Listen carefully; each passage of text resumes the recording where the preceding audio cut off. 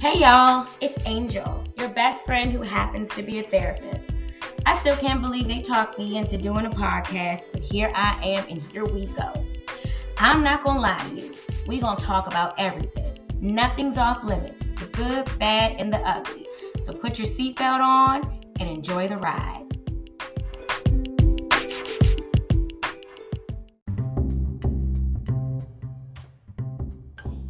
Okay, friends, here we are. I'm with my cousin Kia. Hello. Thank you for joining me. Oh, you're quite welcome. Thanks for having me. Let me give y'all a little background. So me and my cousin Kia, we did a what is it? Is that like a vlog on YouTube? It was called Women Running It. And the premise behind it was we were busy moms and wives, and we have so many things to run, but we were trying to find time for like self-care, girl chat, to kind of balance out that busy life. However, that shit was short-lived because life got so busy. Yeah. And we were running so much that we haven't. And was that right after COVID or was that right before COVID? That was after. Right after. It was after. Right at the tail end of it. Yes. So we still had more time. Yep. Things weren't fully open. Yep. Our schedules weren't what they are today. Yeah. So y'all gonna hear some outdoor noises because we're outside. We had to come get our walk in, so we're taking a break to talk to y'all about having busy lives. So damn busy. Being a busy mom, right? Yeah, because my life is my children right now. If you look at my schedule, outside of work, of course, 98% of it is children field. Children activities, taking care of children, keeping them alive, basically. Keeping them healthy. Yeah. Mind, body, and soul. So I guess I wanted to come on here not just to complain about how busy. Well, we're just telling the truth. It's not a complaint, is it? Because we wouldn't give it up. It's not a complaint, right? I mean, I wouldn't give it up, but I got my complaints. Shit, you don't have any complaints? I don't know if it's a complaint, but it's just that it's hectic, and is there a way to make it less hectic? Well, let's circle back to the COVID thing because I'm actually very disappointed in myself because when COVID came and we were getting all that time, right, my schedule didn't look like it does right now. And I vowed and said I wasn't going to let it get back crazy. But here it is, fucking crazy again. Like, really crazy. Yeah, but I mean, I think that's hard to keep that because when you have kids, especially multiple kids. Yeah. So we both have 2 kids. Yeah, we're in a society where it's the norm to have activities for your kids. It's unusual for your kids not to be in any activities, right? And so, in addition to school, they have to be in some kind of activities, whether it's dance, sports, after school, something, band, whatever it is. It's kind of like not normal for them not to be in it. They've created a world where parents feel obligated to put their kids in something. I hear you. I don't do it because I feel obligated. I do it because an idle mind is the devil's playground. And I don't want my children to be lazy. And I want them to experience life because these are life experiences too. This isn't just like asinine activities for them to do. These are purposeful, right? That's true. But what I'm saying is that kids can do activities like you can take them to the park. You can have museum visits. Right? Those are purposeful. Those are educational. Those are they do that shit with school. But not all the time. But what I'm saying is, I think society has created it so. Number one, there's a lot more pressure on kids now. There is. To perform a certain way in school. Like it's always been okay. Yeah, you do well in school, whatever. But there's so much extra pressures. There's so much extra, a lot of schools have extra homework. Some of them don't. But you have extra homework. You have these projects. Then you also have all these after school activities that you're a part of. And I think I was telling you one time how this lady was on Oprah and she was talking about, I think she created a book or whatever for parents. And she said that she was putting her daughter in some kind of ballet class. And she was putting her in at 8, I think. Mm-hmm. And the lady came over to her and was like, oh, just to let you know, she's going to have to be with 3-year-olds.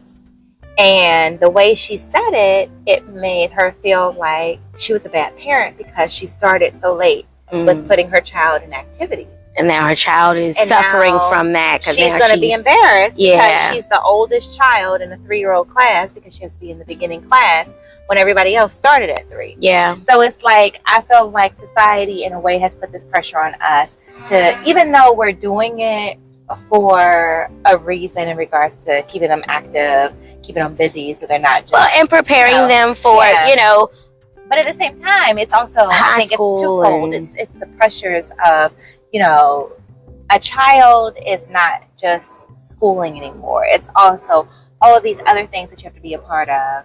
I know, when we were kids, well, no, I was busy. My mother kept me busy. But do you think you're as busy as your children are now? Yeah. You think so? Absolutely. Absolutely. Because, I feel like I kind of got that from my mother. My mother did not allow us to be idle at all. I mean, we had like our breaks or whatever, but our breaks were short-lived. Like she had us always doing something, going somewhere, in somebody's activity, going to this event, doing this, doing that, Yeah. Okay. I do. I think. I don't know. I mean, because when I was young, I did piano. Remember that? I do. Because I was even playing in weddings. I don't remember. Yeah, so I did piano. I did lessons. I did cheerleading. What else did I do? I think that's the main. Well, my mother made me play every sport at least one season until I picked the ones that I wanted to do. Mm-hmm. So, I mean, literally every sport except for football. Basketball was not my thing. They can, but she did not have me do that. My sister did. My older sister, Cherry, did. She played football. Which makes a lot of sense.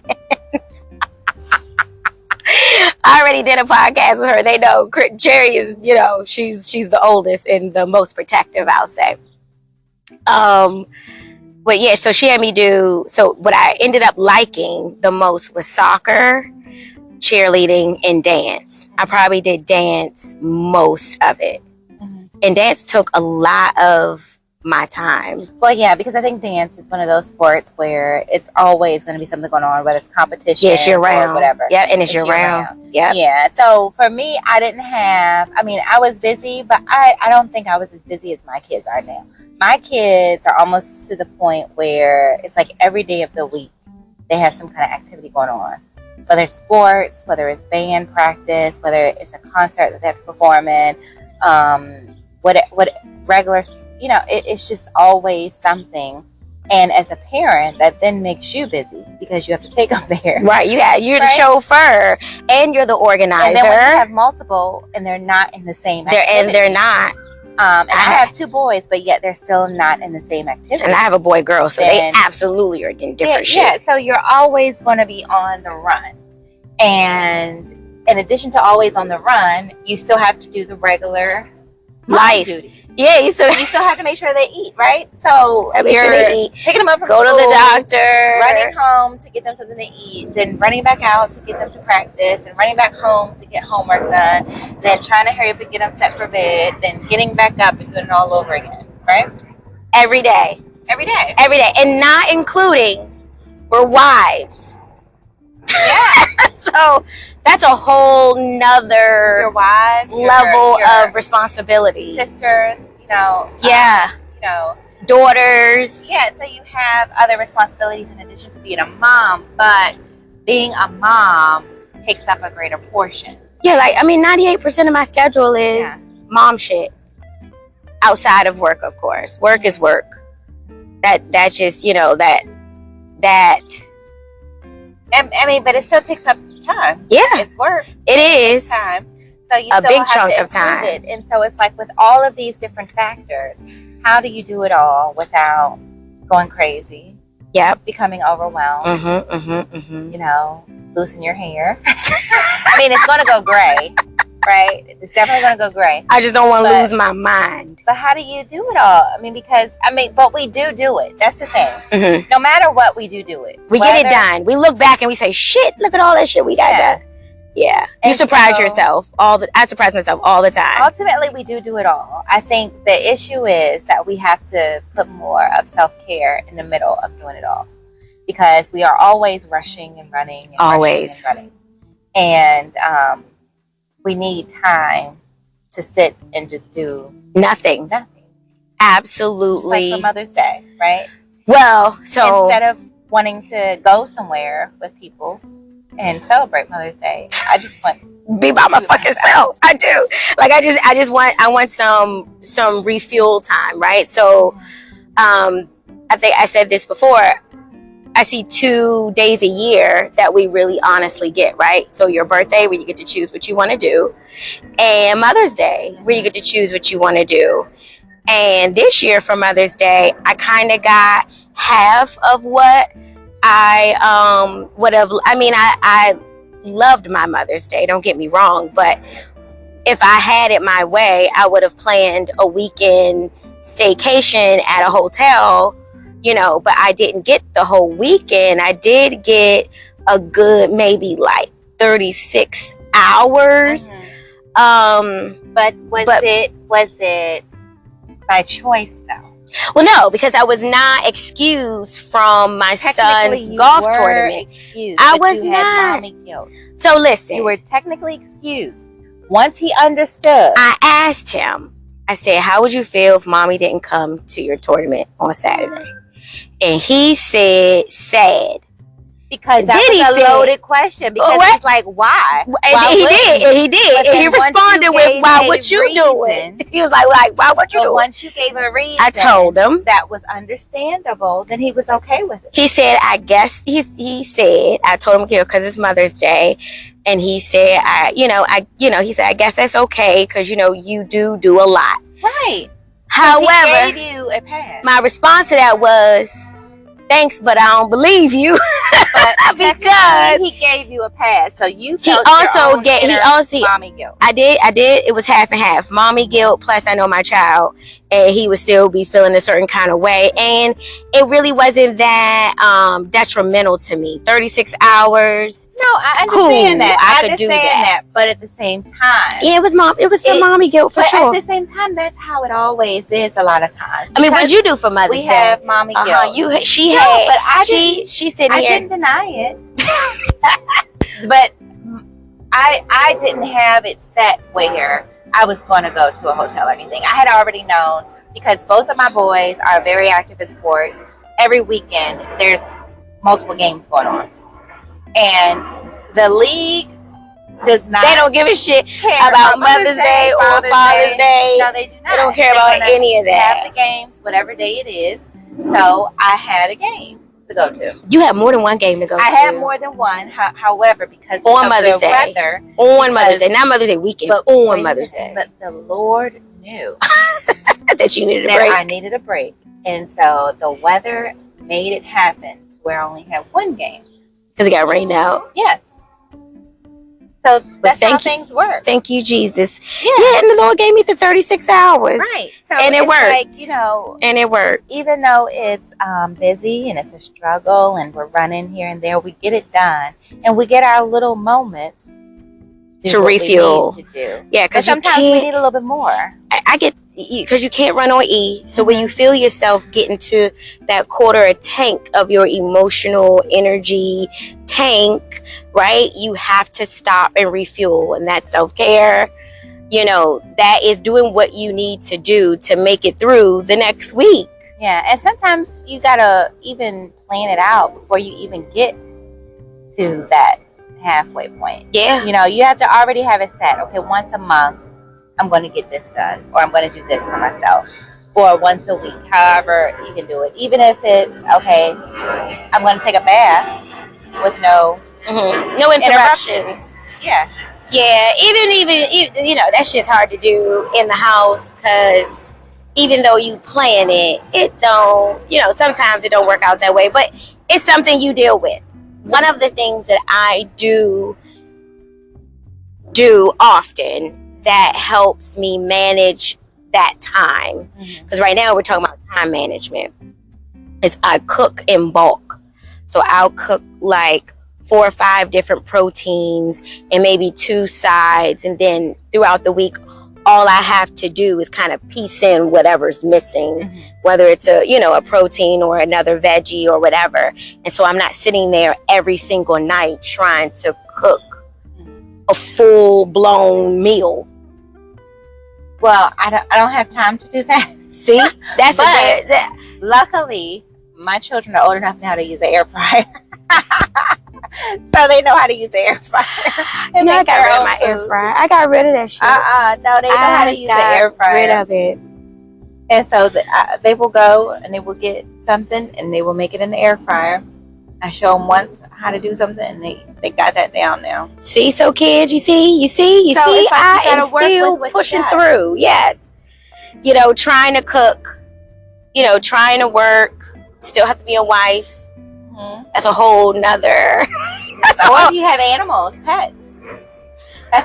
We have lizards. Child. Yeah. I have a dog.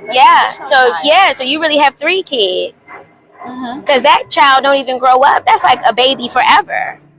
You still got to do the same thing you were doing in the beginning, in the end. Yeah. For a dog. Dogs are a lot of fucking work. So it's kind of funny to me when people say I don't want a kid, but then they go get a dog. I'm like, God damn, because the dog, you can put them in the crate. Kid can. A dog, you can send to the dog daycare or the overnight lodge or whatever. You can send kids to daycare. Well, but it's a little bit different though, I think. I don't know. I see it as more work because you still got to clean up shit for the rest of their life.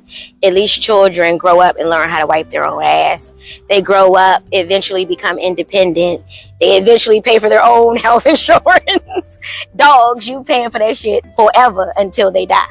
Well, but with a dog, you don't have to be with them 24/7 for them to survive. You don't. But a lot of dogs want that. They miss that. It depends. But at the same time, you have those breaks where you can't necessarily, like I said, just put your child in a crate and go get go get your nails done. Yeah, you actually have to physically have somebody there to watch your child. Well, and that's, we are approaching summer. I got to figure out, that I got to, because school time kind of gives me some of that self-time. You have that 6-hour window. Yeah, that's another tip that moms can use is while they are in school, even though you do have to work, try to figure out some time to get to yourself while they're in school when you don't have to work. Or when they're in an activity, maybe at practice, and you might have some time to kind of just take to yourself. What is another tip that we can give them? PTO. We can get some personal time off, right? Everybody in the family can get some, because when we put our kids in these sports activities, yes, they are a team member, yes, they're part of a team, and you got to be there to support your team, but you need some PTO time. So maybe we should give them a day or 2 off to say, I don't want to go to practice this day, I don't want to go to this game or tournament or whatever. I don't even to a degree. Yeah, I mean PTO per season. Commitment. Yeah, but that's why I said a PTO. Yeah, you still have to have a commitment to yourself. Have a commitment to a sport or activity, for the most part, you should follow through with that commitment, because for sure, especially for many of the. But you still gotta. But time for yourself. Every now and then, especially PTO. That's one thing that we as moms are horrible about. When we are not well, we continue to run. Right? We don't use that time. Shit. How many times as you as a mother, you and everybody else is out there as a parent, this is even a mother, where you say, I don't have time to get sick. You say, really, I don't have time to get sick. I don't have time for this shit. And so that's why I'm saying, you know, we keep running even when we're sick, when technically we should be using sick leave or whatever for ourselves, not just for work, but we should be using it to recuperate for ourselves, to make sure that we are well enough to continue to take care, because we keep pushing even though we're sick. Number one, that's a longer recovery time. It right? is. It's a longer recovery time because you keep pushing, then hopefully you don't make yourself get sicker than you were to start with. See, if you are out of control, I kind of feel like that's God's way of putting you in time out and making you sit down for a second. Because it's like, if you ripping and running and you running yourself so into the ground and ragged that you are getting sick because your immune system, you know, decreases and all that stuff, and that shit matters, you know. So all right, so let's wrap up some tips for them, right? So bulk cooking when you can. You know, I try to get it in on a certain age. Make sure you teach them how to make some simple items themselves without getting hurt. Yes. Yes. Well, yeah, mine are not old enough for that. I don't think. I ain't ready for that. Because I also don't want them to be eating that quick fix shit. I don't want them to eat that. I mean, you know, like, they eat it, part of life, but I still need them to have some whole foods. By themselves? They can do it by themselves? A healthy meal? Yeah. What healthy meal they making in the air fryer? You can put a piece of salmon in there. Okay, what else? Whatever else. You can make anything in the air fryer. You can cut up some potatoes and put them in the air fryer. That's not a quick fix. They season their own stuff? Oh, yeah. I know. I tell them how to use the salt. Okay, all right, okay. Yeah, I'm not ready to relinquish that yet. The three ingredients that they use, salt and pepper and Obey seasoning. Okay. Those are the main ones that they use. Okay, all right. So, bulk cooking, or teach your children to cook some stuff. Schedule some PTO for your personal life. Don't just have PTO for work. Have PTO for your personal time off in life too, so that you can refill. What else did we say? And by the way, when I say cooking, I'm not talking about on the stove. A dinner meal. Yeah, you're not talking about on the stove top either. And also I'm not talking about a dinner meal. I'm talking about mainly like when they come home from school. Oh, like their after school meal. Because they don't eat snacks no more. They eat, these kids eat so fucking much. But it's also because I also don't remember eating they're that so much. Active, I'm gonna ask my mother, did I eat that much? They're so active. And then I think really if they had better hours for lunch at school, maybe that would help too. Yeah, because they eat like a whole meal when they get home, and then they eat dinner. Yeah. Like, I'm like, wow. Like, for real, y'all? So that's why I'm like, I can't cook. I'm not going to cook 2 dinners. Yeah. Yeah, right. So 2 they dinners. have to be able to make one. I'm thinking one of their meals. You got to do, because they don't do an after school snack. That shit don't work for them no more. No, it's not just chips or whatever. They have to have real food. For sure. So wait, what do we got? So PTO. PTO, bulk cooking. Teach them some safe things. Fryer. Some safe things to cook when they need meals in between. When they're old enough. And you determine that age based on your child's maturity level, for sure. Like, don't think a chronological age dictates when anything. We were younger, we were actually doing a lot more stuff independently than what our kids are doing now. Agreed. We were more parentified as children, we were going home by ourselves, than our children are today, which really isn't necessarily a good thing. That's like a whole nother podcast.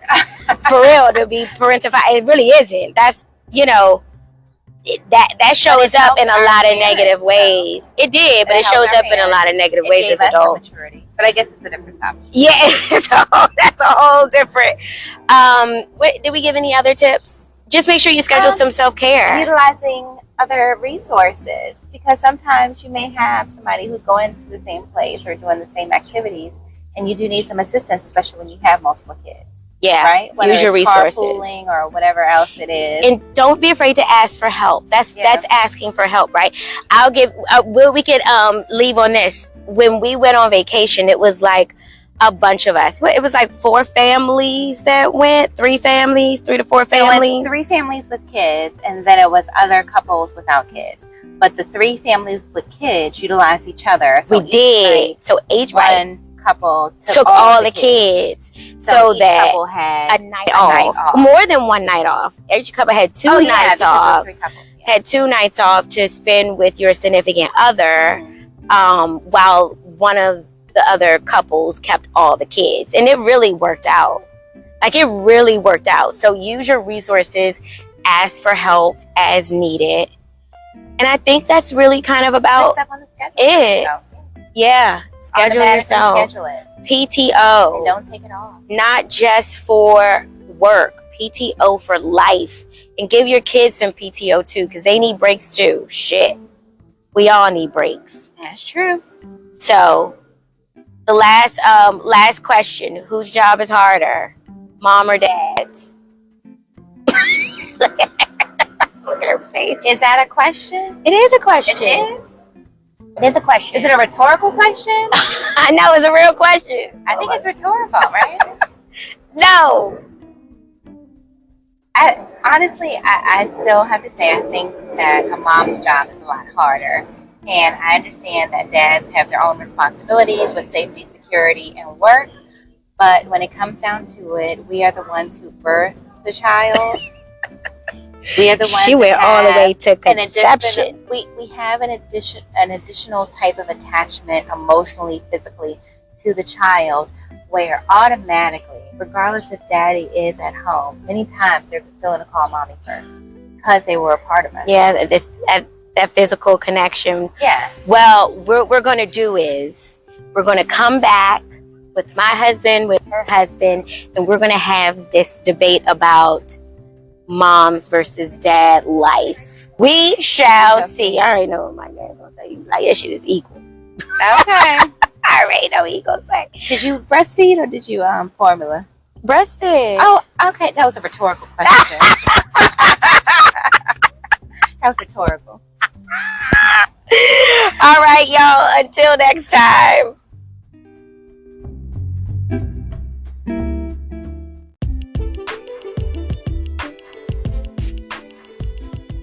Thanks for listening to I'm Not Gonna Lie to You podcast. Subscribe for more insightful and down-to-earth content. And don't forget to follow us on social media at An Angel's Touch 8 on Instagram and An Angel's Touch Therapy on Facebook.